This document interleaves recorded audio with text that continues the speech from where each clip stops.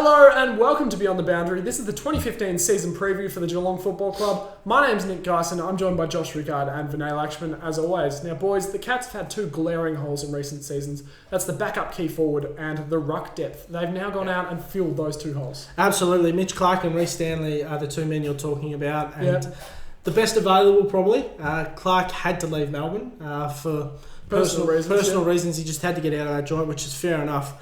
I don't think he's been treated too fairly in that situation, but that's another story for another day.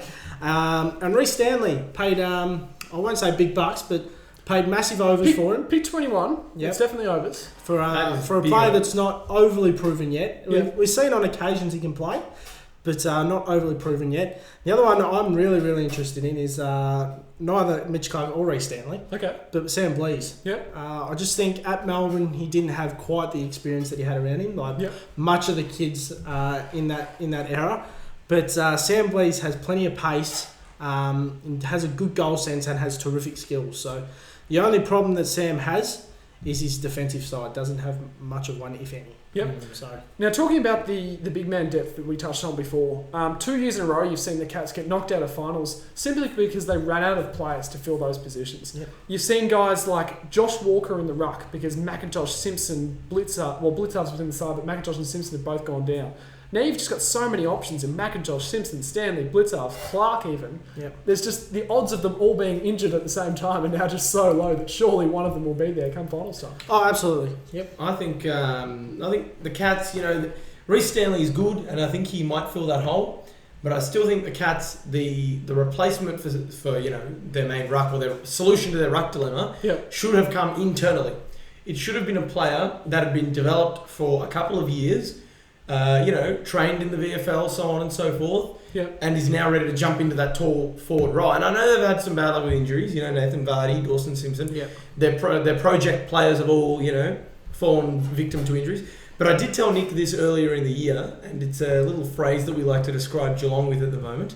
Do you want to enlighten us, Nick? Yeah, Vinay thinks Geelong are fragile, and I tend to agree with him, to be honest. Yes. I think the best 22 at Geelong is as good as any best 22 in the competition. Yep. Yes. They can beat Hawthorn on the day, they can beat Sydney, Port Adelaide on their day. Yep. That's if they can get their best side on the park, which hasn't happened the last 2 years. Yes. Bringing in a guy like Mitch Clark, I think that is just such a huge addition to the side. Yes. If he is up and firing, if he can kick 40, 50 goals alongside Tom Hawkins, who we all know how good Hawkins is. That's dangerous. That is a huge partnership. That's like a Buddy and Roughead kind of partnership that you could see there. No, absolutely. That's if Clark can stay fit, and that's why we call Geelong fragile. Well, it is a big if because Clark has had his injury problems in the last few years. I mean, he didn't play at all last year due to personal reasons. Yep. The year before that, he had problems with his back and knee, and so he has had a record of injuries in the past. So if he can stay fit, he's a crucial member of that forward line, and Tom Hawkins himself, because Clark can take away a key defender, a very good key defender, and still have an impact. He's a very good mark, he's a very good kick, and he's very mobile. So for a big, it's just a big if. Yeah, I agree. Personally, I'm certainly hoping we can see him on the park next year. Now, some youngsters who I think will get significant games in 2015.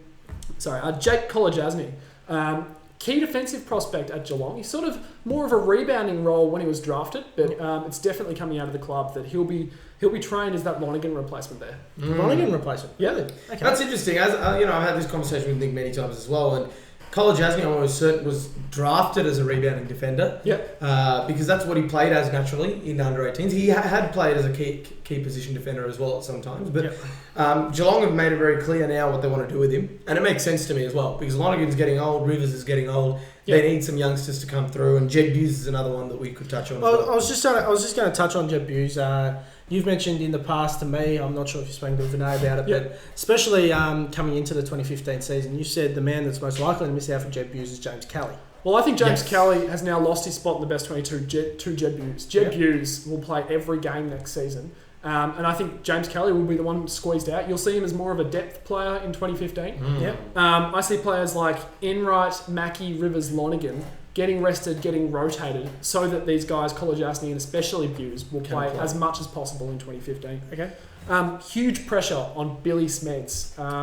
I think he was. I think pick 13. I think or 15. Pick perhaps. 15 in 2010. Pick 15 in 2010. They gave up for him. They've just delisted a pick 15 in Mitch Brown. Billy Smith. Gary Ablett picnic. This is the Gary Ablett compensation pick that they've given up for Billy Smith. Okay. This year he just has to perform. Yep. Well, yeah, I mean, he's got all the attributes. Yeah. He's got pace, he's got skill, and agility, which are the three big attributes of a decent footballer. So he's got all that. He just doesn't have the key one, which is consistency. He's played 33 games, only 6 in 2014. Yeah. He came in the Sydney 110-point loss. Billy Smeds came in, and he was really the man who copped a lot of flack in that game because he played. I think he replaced Corey Enright in that game off halfback, and he was just shocking there. Well, we spoke about it in another preview. I can't remember which one it was, but we spoke about. I think it might have been West Coast actually, where you get to that age of 22, 23, and if you're not performing, pressure time. It's pressure time, and you can see here already that the likes of Jesse Stringer, Taylor Hunt, and Mitch Brown, you get to that age. Jordan Schroeder as well. You get to that age and you're not performing. You get pushed out because of the young draftees coming through. Because you've just got 4 years worth of draftees that have just come through. And if they're picking it up quicker than you, then what incentive does the club have to keep playing you? That's Billy Spencer's big question this year. Does he want to remain on the list next year? A few clubs did come knocking for Billy Smets. They asked the Cats if they could have him. I know that, and the Cats have obviously decided to hang on to him. So they must see something in him. I mean, they're obviously investing one more year in him, or whatever the case may be. Well, I'll tell you what, if he can't turn it on this year, he'll be missing out for good because there's guys like Jackson Thurlow, Darcy Lang, and Brad Hartman all ready to come in and play significant games. Even Nakai Cockatoo will play a lot of games, I think, in 2015. Okay. The big one for me is Jackson Thurlow. Corey Enright. A couple of weeks ago, he's returned from that kidney injury which he had, which unfortunately interrupted his pre-season.